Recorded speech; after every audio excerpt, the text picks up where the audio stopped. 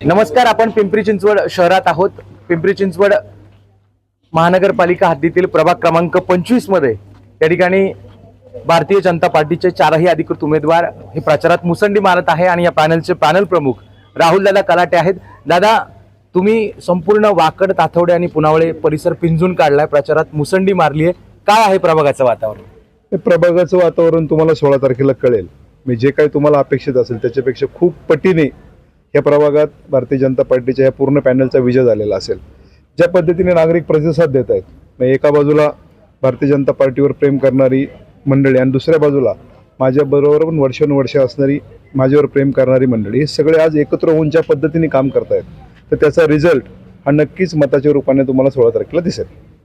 आणि आपल्याबरोबर इतरही उमेदवार आहेत, रेश्माताई असतील, श्रुतीताई आहे, कुणाल भाऊ आहे, या सगळ्या उमेदवारांची मोठ बांधून आपण जेव्हा एका वेगळ्या आशेनं या ठिकाणी या प्रभागाचा विकास करण्यासाठी एकत्र आलेला आहात, तर खरं तर तुम्हाला हा प्रभाग काही नवा नाही। या प्रभागाचं तुम्ही गेले अनेक वर्ष नेतृत्व केलेलं आहे, परंतु भाजपाच्या माध्यमातून पुढचं तुमचं विजन काय असणार आहे?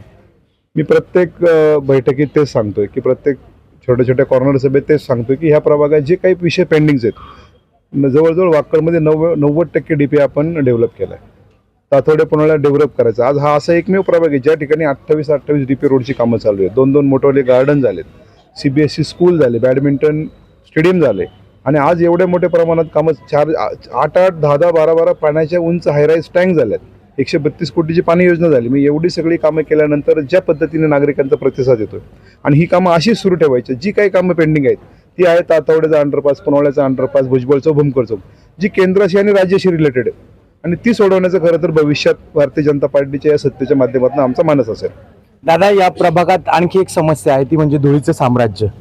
म्हणजे वाकडमधून जर पुनावळ्याला जायचं म्हटलं तर प्रचंड धूळ आहे आणि तुम्हाला माहिती आहे, वाकडमधून जर पुनावळ्याला जायचं म्हटलं तर साधारण 1 तास, पाऊण तास लागतो। त्यावर काय सोल्युशन असणार आहे? त्यासाठीच मी सांगितलं की ह्या भागात राहिलेलं काम कुठलं आहे? सर्व्हिस रस्ता। ह्या भागात राहिलेलं ट्रॅफिकचा मेन प्रॉब्लेम कशामुळे होतो? ह्या 3 अंडरपासमुळे, 2 वाकडचे, 1 ताथवड्याचं, 1 पुनावळ्याचं। तर ह्याच्यावर खरं तर काम करावं लागेल। आणि पूर्वी जेव्हा आम्ही याच्यावर काम करत होतो त्यावेळेस आत्ताही जर NHने टेंडर काढलं तर NHने टेंडर काढताना ते फक्त सर्व्हिस रोडचं काढलं गेलं आणि ज्यावेळेस आम्ही गडकरी साहेबांना भेटलो तर त्यांच्या अधिकाऱ्यांचं मत असं होतं की जोपर्यंत आम्ही डायव्हर्शन देत नाही तोपर्यंत आम्हाला हे अंडरपास बंद करता येत नाही।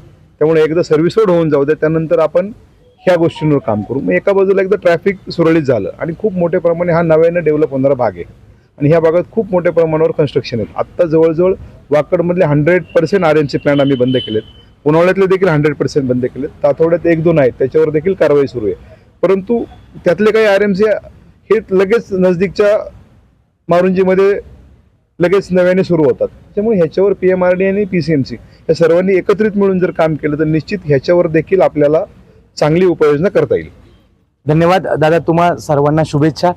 आपण या ठिकाणी लोकसेवा न्यूजच्या माध्यमातून पिंपरी चिंचवड महानगरपालिकेच्या सर्वच प्रभागांना कव्हर करत असतो। हे होते राहुल दादा कलाटे आणि त्यांचा सर्व पॅनल। धन्यवाद।